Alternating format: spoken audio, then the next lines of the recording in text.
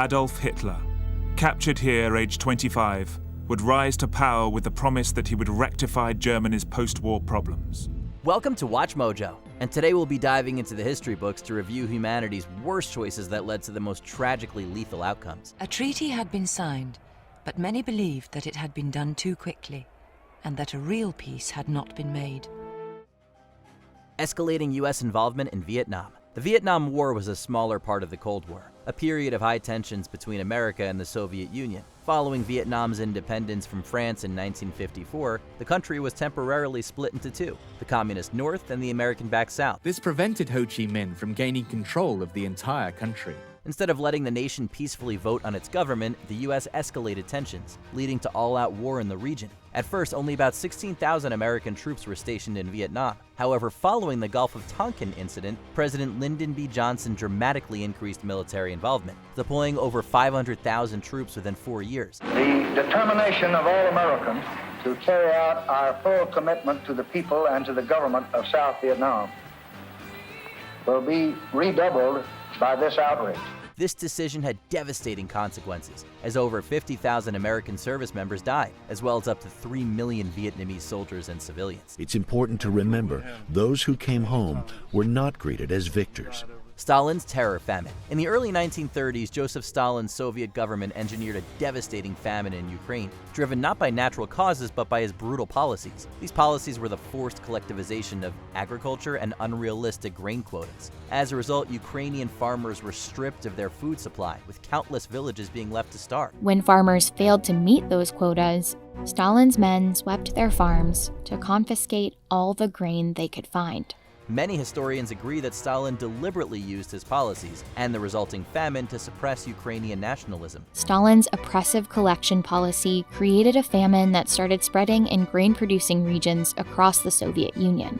Between 3.5 and 5 million Ukrainians perished due to the famine, and its impact is still felt in the nation today. It serves as a grim reminder of the horrors of authoritarianism, where leaders prioritize political ambitions over human life with no repercussions. Throughout the crisis, he outright denied that a famine ever took place.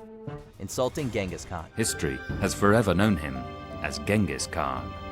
Most amateur historians are familiar with the Mongolian Empire, but far fewer have heard of the Khwarezmian Empire, and for good reason. The empire became independent in 1190, around the same time Mongolian leader Genghis Khan was rising to power. By 1218, the two empires were on friendly terms. However, that relationship quickly soured when a Khwarezmian governor decided to execute and seize a Mongolian trade caravan that the Khan had sent on a goodwill mission. With these ruthless murders, the Shah had signed his own death warrant and signaled the end of his empire. Genghis was deeply offended by this move and temporarily halted his campaign in China to launch a full-scale invasion of the Khwarezmian Empire. Somewhere between 2 and 15 million people died, which would now be considered an act of ethnic cleansing. From 1219 to 1220, in a sustained, highly coordinated, three-pronged attack, the Mongols systematically destroyed the Shah's empire.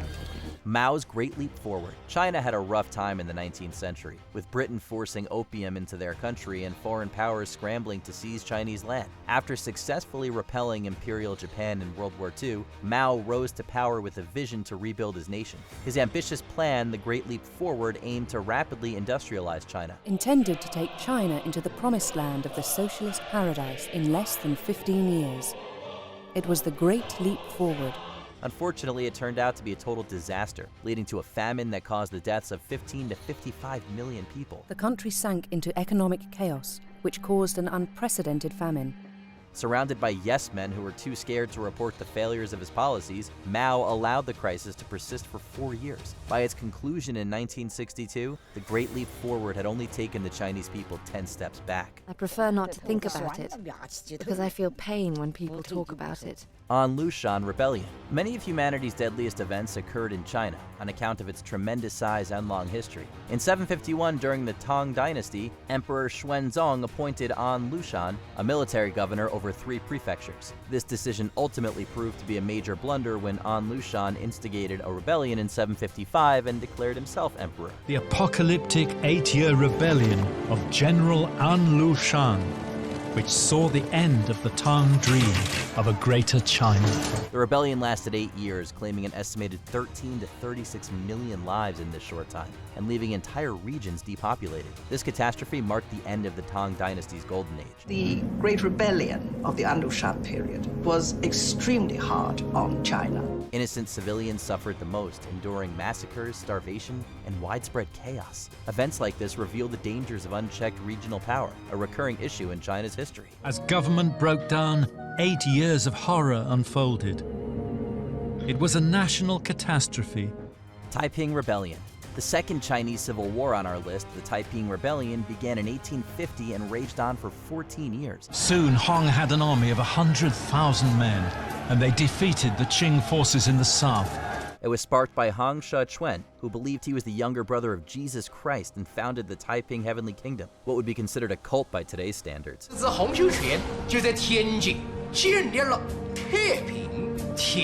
This conflict became the deadliest civil war in history, resulting in the deaths of between 20 and 30 million. By the end, over 20 million people had died of famine, disease, and fighting. Hong's leadership was erratic and authoritarian, driven by religious fervor. He chose Nanjing as his capital, which led to a siege that crippled the city. It also further weakened the ruling Qing dynasty, paving the way for foreign powers to invade China with ease. Censorship of Spanish flu. When the COVID-19 pandemic began, it dominated media coverage. Many may have found this exhausting, but at least it was preferable to the opposite problem faced during the Spanish flu. In 1918, this deadly strain of influenza triggered a 2-year global pandemic, killing between 17 to 100 million people. After World War I, governments enforced strict censorship to boost morale, preventing newspapers from reporting on the flu. In the U.S., some people were even afraid that reporting the flu might violate the Sedition Act of 1918. Only neutral Spain published news about it, causing many to think the outbreak began there and resulting in the Spanish flu misnomer.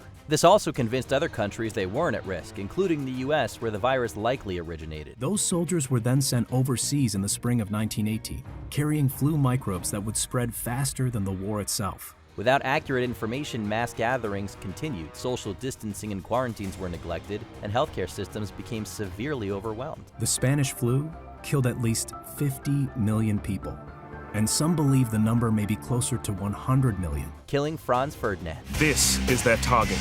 Archduke Franz Ferdinand, heir to the throne of the Austro-Hungarian Empire. On June 28, 1914, Bosnian Serb Gavrilo Princip assassinated Franz Ferdinand, the heir to the Austro-Hungarian throne. This singular act set off a complex chain of events that led to World War I, a conflict that claimed approximately 17 million lives.